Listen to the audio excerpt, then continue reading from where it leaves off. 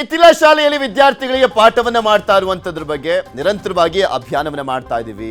ಸರ್ಕಾರಿ ಶಾಲೆಯ ಪರಿಸ್ಥಿತಿ ಯಾವ ರೀತಿಯಾಗಿದೆ, ದುರ್ಗತಿಯನ್ನ ಅನುಭವಿಸ್ತಾ ಇದ್ದಾರೆ, ದುಸ್ಥಿತಿಯನ್ನ ಅನುಭವಿಸ್ತಾ ಇದ್ದಾರೆ, ಸರ್ಕಾರಿ ಶಾಲೆಯಲ್ಲಿ ಓದ್ತಾ ಇರುವಂತ ಮಕ್ಕಳು ಮತ್ತೆ ಶಿಕ್ಷಕರು ಅನ್ನುವಂತ ತೋರಿಸ್ತಾ ಇದ್ವಿ. ಯಾಕಂದ್ರೆ ಮೂಲಭೂತ ಸೌಕರ್ಯಗಳಿಲ್ಲ, ಕಸದ ತೊಟ್ಟಿಗಳಂತಾಗಿರುವಂತದ್ದು ಸರ್ಕಾರಿ ಶಾಲೆಗಳು. ಹಂಗೋ ಹಿಂಗೋ ಸರ್ಕಾರ ಒಂದ್ ಸ್ವಲ್ಪ ಕಣ್ಣು ಬಿಟ್ಟು 350 ಕೋಟಿ 650 ಕೋಟಿ ಈ ರೀತಿಯಾಗಿ ರಿಲೀಸ್ ಮಾಡುವಂತ ಕೆಲಸ ಮಾಡ್ತಾ ಇದ್ದಾರೆ. ಆದ್ರೆ ಸುದ್ದಿಯನ್ನ ತೋರಿಸಿದಾಗ ಶಾಲೆಗೆ ಹೋಗಿ ನಾವು ಎಲ್ಲವನ್ನೂ ಕೂಡ ಸರಿ ಮಾಡ್ತೀವಪ್ಪ, ಕಾಯಕಲ್ಪ ಕಲ್ಪಿಸ್ತೀವಿ ಅಂತ ಹೇಳಿದ್ದಂತ ಶಾಸಕರು ತಮ್ಮ ಮಾತನ್ನ ಮರ್ತಿದ್ದಾರೆ. ಅದಕ್ಕೋಸ್ಕರ ಈ ಸುದ್ದಿಯನ್ನ ತೋರಿಸ್ತಾ ಇದ್ದೀವಿ.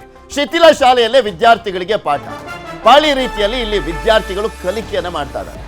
ಸಮಸ್ಯೆ ಅರಿವಿದ್ರೂ ಕೂಡ ಜನಪ್ರತಿನಿಧಿಗಳು ಮೌನ. ಅವತ್ತು ಸುದ್ದಿಯನ್ನ ತೋರಿಸಿದ್ದಕ್ಕೋಸ್ಕರ ಬಂದ್ರು, ಸರಿ ಮಾಡ್ಬಿಡ್ತೀವಪ್ಪ ಈ ಶಾಲೆಯನ್ನ, ಇನ್ನು ಮುಂದೆ ಹಿಂಗಾಗಲ್ಲ, ನಮ್ಮ ಗಮನಕ್ಕೆ ಬಂದಿರಲಿಲ್ಲ ಅಂತ ಎಲ್ಲ ಏನು ಉದ್ದುದ್ದ ಭಾಷಣ, ಜನರನ್ನ ಯಾಮಾರಿಸ್ತಾರಲ್ಲ ಹಂಗೆ ಮಾಧ್ಯಮದವ್ರನ್ನು ಕೂಡ ಯಾಮಾರ್ಸಕ್ಕೆ ಬಂದ್ರು ಇವರು. ಇದು ರಾಯಚೂರಿನ ಈಚನಾಳ ಸರ್ಕಾರಿ ಶಾಲೆ ನಾವು ತೋರಿಸ್ತಾ ಇರೋದು.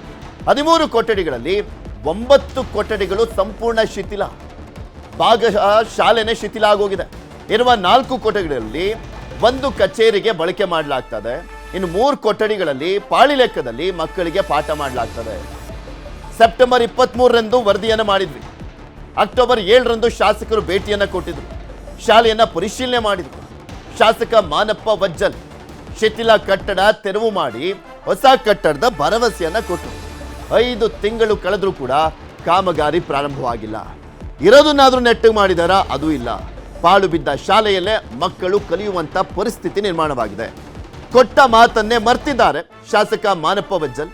ಮಾಧ್ಯಮದ ಮುಂದೆ ಮಾತ್ರ ಫುಲ್ ಬಿಲ್ಡಪ್, ಇಲ್ಲ ಸರಿ ಮಾಡ್ತೀವಿ ಸರ್, ನಮಗೆ ಗೊತ್ತಿರಲ್ಲ, ನ್ಯೂಸ್ 18 ಇದನ್ನು ಗಮನಕ್ಕೆ ತಂದಿದೆ, ತುಂಬಾ ಒಳ್ಳೆ ಕೆಲಸ ಮಾಡ್ತಾ ಇದ್ದೀರಾ, ಆ ಊರಿನ ಜನ ನಮಗೆ ಹೇಳಿರಲಿಲ್ಲ ಇದ್ರ ಬಗ್ಗೆ ಅಂತೆಲ್ಲ ಅವತ್ತು ಮಾತನಾಡಿದ್ರು. ನಾನೇ ಇದ್ದೆ ಆ ಸುದ್ದಿಯನ್ನ ಮಾತನಾಡಿಸ್ಬೇಕಾದ್ರೆ, ಶಾಸಕರನ್ನು ಕೂಡ ಮಾತನಾಡಿಸುವಂತ ಸಂದರ್ಭದಲ್ಲಿ ಅವ್ರು ಬಿಲ್ಡಪ್ ಕೊಟ್ಟಿದ್ದು. ಪರವಾಗಿಲ್ಲಪ್ಪ, ಈ ಶಾಸಕರಿಗೆ ಕ್ಲೀನಾಗಿ ಕಣ್ಣು ಕಾಣಿಸ್ತಾ ಇದೆ, ಸರಿ ಮಾಡಿಕೊಡ್ತಾರೆ ಅಂತ ಅನ್ಕೊಂಡ್ವಿ ನಾವು, ಮಕ್ಕಳ ಮೇಲೆ ಕಾಳಜಿ ಇದೆ ಅಂತ, ಬರೀ ಭರವಸೆ ಕೊಟ್ಟು ಹೋಗುವಂಥವ್ರಲ್ಲ ಅಂತ. ಬಟ್ ಇವರು ಅವರೇನೆ, ಬೇರೆಯವ್ರ ರೀತಿಯಲ್ಲೇ ಈ ಶಾಸಕರು ಕೂಡ ಅಷ್ಟೇ, ಬರೀ ಭರವಸೆ ಆಮೇಲೆ ಬಿಲ್ಡಪ್. ಎಲ್ಲಿದ್ದೀರಾ ಶಾಸಕರೇ, ಏನಾಯ್ತು ನಿಮ್ಮ ಭರವಸೆ? ಹಾಗಾದ್ರೆ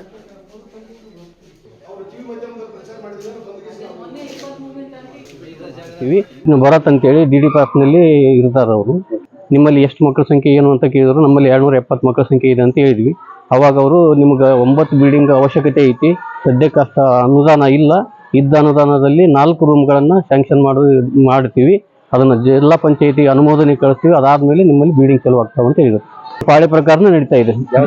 ಬೆಳಿಗ್ಗೆ 8ರಿಂದ 12, 12ರಿಂದ 5 ಗಂಟೆವರೆಗೆ, 8ರಿಂದ 12 ಗಂಟೆವರೆಗೆ 1ರಿಂದ 4ನೇ ತರಗತಿ, 12ರಿಂದ 5 ಗಂಟೆವರೆಗೆ 5ರಿಂದ 8ನೇ ತರಗತಿ, ಹಂಗೆ ಪಾಳಿ ಪ್ರಕಾರ ನಡೀತಾ ಇದೆ. ಆದೇಶ ಮಾಡಿದ್ದಾರೆ, DDP ಅವರು ಆದೇಶ ಮಾಡ್ಯಾರ. ಅವ್ರ ಆದೇಶವನ್ನು ನಾವು ಮೀರಕ್ಕೆ ಬರಲ್ಲ. ಪಾಳಿ ಪದ್ಧತಿ ಪ್ರಕಾರನ ಶಾಸಕರು ಹೇಳಿದಾರ, ಅದೇ ರೀತಿ ನಾವು ನಡೆಸಬೇಕಾಗೈತಿ. ಊರಿನವರು ಗ್ರಾಮಸ್ಥರು ವಿಚಾರ ಮಾಡ್ತಾರೆ, ವಿಚಾರ ಮಾಡಿ ಏನು ನಮ್ಮ ಕ್ಷೇತ್ರದ ಶಾಸಕರು ಬಂದು ಶಾಲೆಗೆ ಭೇಟಿ ನೀಡಿ ಶಾಲೆಯ ಪರಿಸ್ಥಿತಿಯನ್ನ ಖುದ್ದು ಅವರೇ ಅವಲೋಕಿಸಿ, ಶೈಕ್ಷಣಿಕವಾಗಿ ಮಕ್ಕಳು ಕೂಡ ಬಹಳ ಹಿಂದುಳಿದಿದ್ದಾರೆ. ಇದು ಗ್ರಾಮಸ್ಥರ ವೇತನ ಆಗಿದೆ. ಈಗ ಆಲ್ರೆಡಿ 12 ಗಂಟೆಯಿಂದ ಮಕ್ಕಳು ಹೋಗಿ ಎಲ್ಲಿ ಬೇಕೆಲ್ಲ ಸುತ್ತಾಡ್ತಾ ಇರೋದ್ರಿಂದ ವಿದ್ಯಾರ್ಥಿಗಳ ಭವಿಷ್ಯಕ್ಕೆ ಬಹಳ ಧಕ್ಕೆ ಆಗಿದೆ. ಒಂದಿಷ್ಟು ಅನುದಾನ ಬೇರೆ ಬೇರೆ ಕಡೆಯಿಂದ ಬಂದು ಉಳಿದಿರೋ ಅನುದಾನದಲ್ಲಿ ನಿಮ್ಮ ಶಾಲೆಗೆ 4 ಬಿಲ್ಡಿಂಗ್ಗಳನ್ನು ಕೊಡ್ತೀವಿ ಅನ್ನೋದು DDP ಇಲಾಖೆಯ ಮೌಖಿಕ ಸಂದೇಶ. ಸೊ ಇದು ಇನ್ನೂ ಲಿಖಿತ ರೂಪದಲ್ಲಿ ಬಂದಿಲ್ಲ. ಜೊತೆಗೆ ಈಗ ಚಳಿಗಾಲ, ಈಗೇನೋ ಮಕ್ಕಳು ಪಾಳೆ ಪ್ರಕಾರ ಓದ್ಬೋದು. ಮುಂದೆ ಬರ್ತಕ್ಕಂಥ ಬೇಸಿಗೆಯಲ್ಲಿ ಬಹುತೇಕ ಮಧ್ಯಾಹ್ನ ಟೈಮು ಭಯಂಕರ ಬಿಸಿಲಿರುತ್ತೆ. ಈ ನಿಟ್ಟಿನಲ್ಲಿ ಶಾಲಾ ಮಕ್ಕಳಿಗೆ ಇನ್ನು ಅಲ್ಲಿ ಪರಿಸ್ಥಿತಿ ಯಾವ ರೀತಿಯಾಗಿದೆ ಅನ್ನುವಂಥದ್ರ ಬಗ್ಗೆ ಒಂದು ಪ್ರತ್ಯಕ್ಷ ವರದಿಯನ್ನ ಕೊಟ್ಟಿದ್ದಾರೆ ನಮ್ಮ ರಾಯಚೂರಿನ ಪ್ರತಿನಿಧಿ ವಿಶ್ವನಾಥ್ ಹೂಗಾರ್. ನೋಡ್ಕೊಳ್ಳೋಣ. ಸರ್ಕಾರಿ ಶಾಲೆಗಳಲ್ಲಿ ಕಲಿಯುತ್ತಿರುವ ಮಕ್ಕಳ ಜೀವದ ಜೊತೆ ಚೆಲ್ಲಾಟ ಆಡ್ತಿದೆಯಾ ಸರ್ಕಾರ?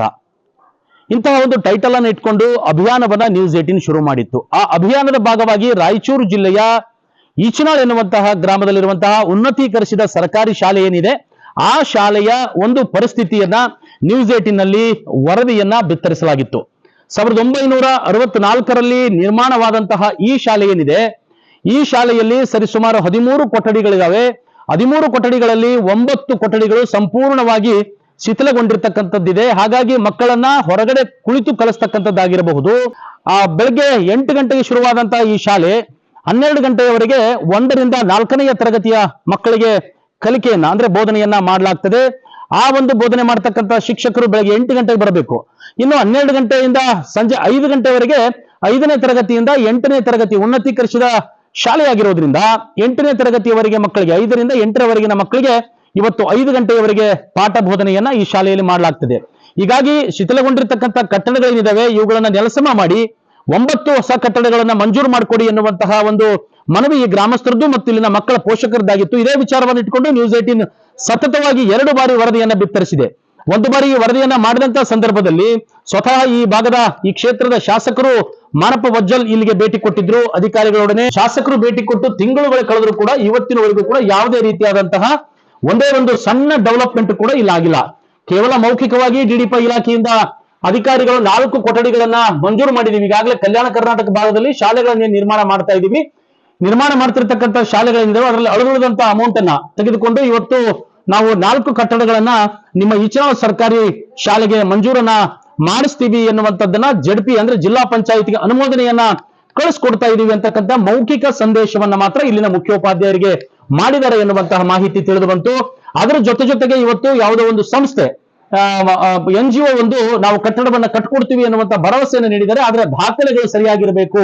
ಒಂದು ಕಡೆ ಸರಿಯಾಗಿ ದಾಖಲೆಗಳಿಲ್ಲದೆ ಇವತ್ತು NGO ಸಂಸ್ಥೆ ಕಟ್ಟಡ ಕಟ್ಟೋದಕ್ಕೂ ಸಾಧ್ಯವಾಗ್ತಿಲ್ಲ. ಮತ್ತೊಂದು ಕಡೆ ಅನುದಾನದ ಕೊರತೆ ಅಂತಕ್ಕಂಥ ವಿಚಾರವನ್ನು ಇಟ್ಟುಕೊಂಡು ಕೇವಲ ಮೌಖಿಕವಾಗಿ 4 ಕಟ್ಟಡಗಳನ್ನ ಮಾತ್ರ ನಿಮ್ಗೆ ಮಾಡ್ಕೊಡ್ತೀವಿ ಅಂತ ಕೇವಲ ಮೌಖಿಕವಾಗಿ ಹೇಳಿರ್ತಕ್ಕಂತಹ ಡಿಡಿಪಿ ಇಲಾಖೆಯ ಅಧಿಕಾರಿಗಳ ಒಂದು ಆ ಮೌಖಿಕ ಆದೇಶವಾಗಿರಬಹುದು. ಈ ರೀತಿಯಾಗಿ ಎಲ್ಲವೂ ಕೂಡ ಗೊಂದಲ ಇಷ್ಟೆಲ್ಲ ವರದಿಯಾಗಿ ಅಧಿಕಾರಿಗಳು ಜನಪ್ರತಿನಿಧಿಗಳು ಭೇಟಿ ನೀಡಿದಾಗಿಯೂ ಕೂಡ ಇವತ್ತು ಈ ಒಂದು ಶಾಲೆ ಇವತ್ತಿಗೂ ಅದೇ ಸ್ಥಿತಿಯಲ್ಲಿ ಮುಂದುವರೆದಿರ್ತಕ್ಕಂಥದ್ದು ನಿಜಕ್ಕೂ ಈ ಭಾಗದ ಶಿಕ್ಷಣ ಪ್ರೇಮಿಗಳ ಒಂದು ಕೆಂಗಣ್ಣಿಗೆ ಗುರಿಯಾಗಿದೆ. ಮತ್ತೊಂದು ಕಡೆ ಪಾಲಕರ ಆತಂಕಕ್ಕೂ ಕೂಡ ಇದು ಕಾರಣವಾಗಿದೆ. ಹಾಗಾಗಿ ಇವತ್ತು ಈ ಒಂದು ಶಾಲೆಯ ದುಸ್ಥಿತಿಯನ್ನ ಉನ್ನತೀಕರಿಸಿದ ಸರ್ಕಾರಿ ಹಿರಿಯ ಪ್ರಾಥಮಿಕ ಶಾಲೆಯ ಶಿಥಿಲಾವಸ್ಥೆಗೊಂಡಂತ ಕಟ್ಟಡಗಳನ್ನ ನೆಲಸಮಗೊಳಿಸಿ ಹೊಸ ಕಟ್ಟಡಗಳನ್ನ ಇನ್ನಾದ್ರೂ ಮಾಡಿಕೊಡ್ತಾರಾ ಅನ್ನುವಂಥದ್ದನ್ನ ಕಾದು ನೋಡಬೇಕಾಗಿದೆ. ರಾಯಚೂರಿನಿಂದ ವಿಶ್ವನಾಥ್ ಹೂಗಾರ್, ನ್ಯೂಸ್ 18. ನೋಡ್ತಾ ಇದ್ದೀರಲ್ಲ ಅಲ್ಲಿ ಪರಿಸ್ಥಿತಿ ಯಾವ ರೀತಿಯಾಗಿದೆ ಅಂತ. ಸ್ವಾಮಿ ನೀವು ನಮಗೆ ಮಾಡ್ಕೊಡ್ಬೇಡಿ, ನ್ಯೂಸ್ 18 ಕನ್ನಡ ತೋರಿಸ್ತಾ ಇದೆ ಅನ್ನುವಂಥದ್ದಲ್ಲ. ಜನ ನಿಮ್ಗೆ ಓಟ್ ಹಾಕಿದ್ದಾರೆ, ಏನಾದರೂ ಒಂದು ಬದಲಾವಣೆಯನ್ನ ತರ್ತೀರಾ ಅಂತ. ಆ ಜನರ ಮಕ್ಕಳು ಅಲ್ಲಿ ಓದ್ತಾ ಇದ್ದಾರೆ. ಕಲ್ಯಾಣ ಕರ್ನಾಟಕ ಭಾಗ ಅಂದ್ರೆ ಎಷ್ಟು ಮಟ್ಟಿಗೆ ನಿರ್ಲಕ್ಷ್ಯ ಅನ್ನುವಂತ ನೋಡ್ತಾ ಇದೆ. ಇವತ್ತು ಉದ್ದುದ್ದ ಪೇಜಲ್ಲಿ ಎಲ್ಲದರಲ್ಲೂ ಕೂಡ ಅಡ್ವರ್ಟೈಸ್ಮೆಂಟ್ಗಳು, 300 KPS ಶಾಲೆಗಳು ಮಂಜೂರು ಅನ್ನುವಂಥದ್ದು. ಇಂಥ ಶಾಲೆಗಳಿಗೆ ಯಾವ ಕಾಯಕಲ್ಪ ಕಲ್ಪಿಸ್ಕೊಡ್ತೀರಾ ಅದನ್ನು ಮೊದಲು ಹೇಳಿ, ಅದಕ್ಕೆ ಮಾತ್ರ ಉತ್ತರ ಇಲ್ಲ. ಇನ್ನು ನಿರಂತರವಾಗಿ ಸಂಪರ್ಕ ಮಾಡುವಂತ ಕೆಲಸವನ್ನ ಮಾಡ್ತಾನೇ ಇದೀವಿ ಮಾನಪ್ಪ ವಜ್ಜಲ್ ಅವ್ರಿಗೆ ಮುಖ ಎಲ್ಲಿದೆ ಹೇಳಲಿಕ್ಕೆ, ಏನ್ ರೆಸ್ಪಾನ್ಸ್ ಮಾಡ್ತಾರೆ? ಫೋನ್ ರಿಸೀವ್ ಮಾಡ್ಲಿಕ್ಕೆ ರೆಡಿ ಇಲ್ಲ ಮಾನಪ್ಪ ವಜ್ಜಲ್ ಅವರು. ನೋಡ ನೆಕ್ಸ್ಟ್ ಆದ್ರೂ ಅಟ್ಲೀಸ್ಟ್ ಇಷ್ಟೋಸ್ ಆದ್ಮೇಲಾದ್ರೂ ಅದಕ್ಕೊಂದು ಕಾಯಕಲ್ಪ ಕಲ್ಪಿಸಬೇಕು ಅನ್ನುವಂಥ ನಿಟ್ಟಿನಲ್ಲಿ ಮುತುವರ್ಜಿಯನ್ನ ವಹಿಸ್ತಾರಾ ಅನ್ನುವಂಥದ್ದು.